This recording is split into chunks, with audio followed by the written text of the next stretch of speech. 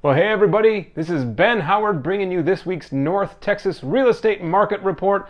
All of the information that you need about buying and selling homes here around Dallas-Fort Worth. Hey, but as we've done here the last couple of weeks, I wanted to start off with a bit of good news for me. I know we had to watch the presidential debate, which was, hey, less than positive for just about anybody who watched it. We see the continuing effects of COVID. We see the wildfires. Hey, but let's talk about a couple of great things that have been going on around us and around the country. Hey, first of all, we see this every year that the numbers of bees going down, Hey, well, I have great news for the bees, and it's not that we're doing another Jerry Seinfeld movie. No!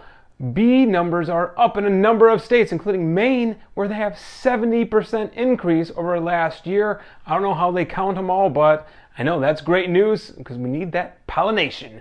Also, there's a UK study going on right now, a drug called bexarotene, and what it's been known to do is regenerate the myelin sheath around the nerves. Now, if that means nothing to you, I understand, but that's actually what is affected by MS, multiple sclerosis.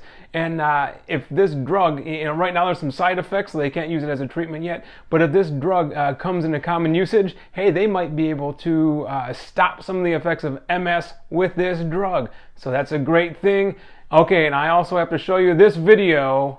Reddit user Babaragic did this now. You can see just a hen sitting here, and underneath, yeah, there's probably some eggs under there, but wait, I'm gonna let you just enjoy this on your own.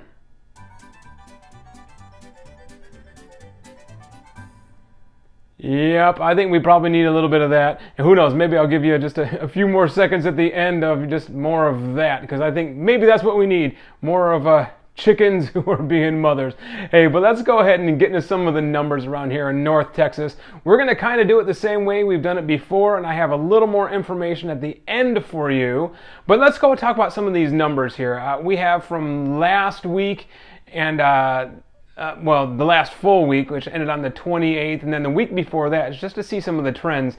And then at the end, I'm going to show you some of the longer term trends that we've seen here, which kind of give you a great idea if it might be the right time to buy or sell. Hey, well, if we look here for the amount sold in Denton County, we're going to see this is actually maybe an outlier a little bit, but we sold 444 last week, and the week before that we did just under 400.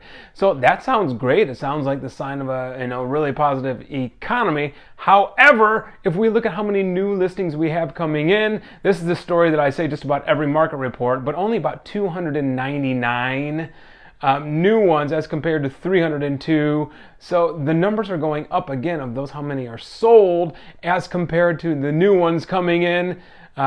It's really pushing us more toward that seller's market. Well, we're in the heat of the seller's market right now. If you look at those that are pending, that means they've gone through their option period and they're just kind of sorting out all of the pieces to make sure that they can transfer the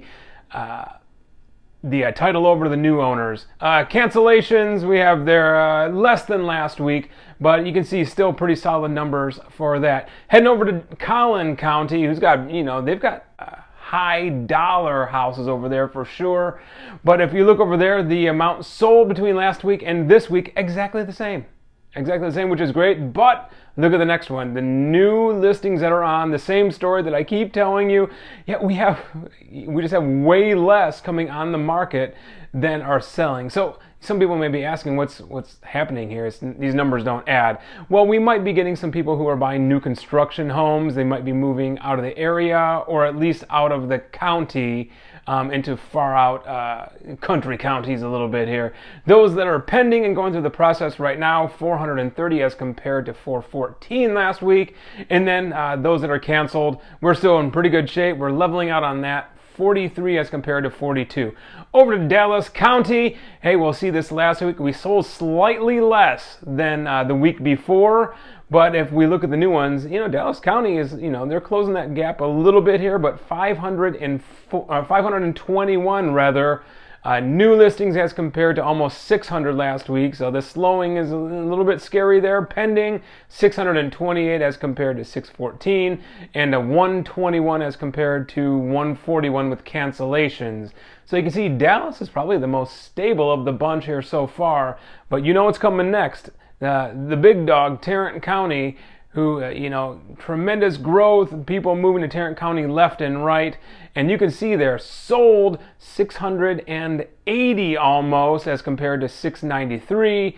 New ones on 468 as compared to 454. Those that are pending over 700 and about 70 last week and the week before have canceled. Now I want to show you just a little bit something that might be interesting to you. I have this broken down by county, and as you look on the line, there's a general trend. Now this is month supply of inventory. So all that being said, if no more homes came on the market, how long would it take with the amount of homes that are for sale right now for them all to be gone? That's what we're saying here. And you can see we had that big jump that's there at about 2010, where we were clearly into a buyer's market, where we had 8 months of inventory there, so there are lots and lots of houses out there. People had lots of choices. But if we look kind of before that and after that, and especially where we are right now, we actually have record lows. I went back as far as the multiple listing service would let me go. That's back to 2003. And we actually have the lowest amount of inventory in both Denton County and Tarrant County on record. So it does not get to be any more of a seller's market than it is right now. And if I can even do one more thing here, let's look at this next slide. We look at, here's the median sales price. We thought perhaps at the beginning of COVID that it was going to make prices slide a little bit. But if you look, the trend, it has not slowed down one bit. We have the one little notch down that's in Collin County, but that's not unusual. So you see there, the trend is for the prices still to go up right now, which of course you'll see in a seller's market, especially the way we are now. But people at the same time, so why are so many people buying houses? Why are there so many out there so there isn't enough inventory?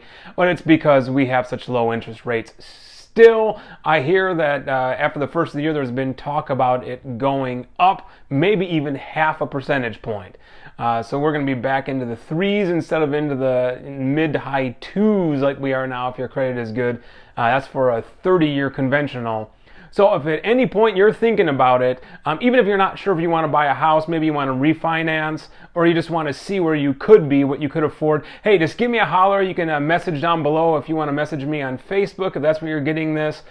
Feel free, if you're getting this in an email, you can just reply to this one. Hey, seriously, no hassle, no obligation. I'd be happy to run all of the numbers for you so that you feel more comfortable when the time is right to buy or sell. I'd be happy to be that resource for you. Or shoot, if you just want to get a little more information about your town, your neighborhood, whatever the case may be, or even that house that's 2 houses down from you, to see what that one's going for. Hey, but I'm Ben Howard, and this is a Market Report. I'll talk to you soon.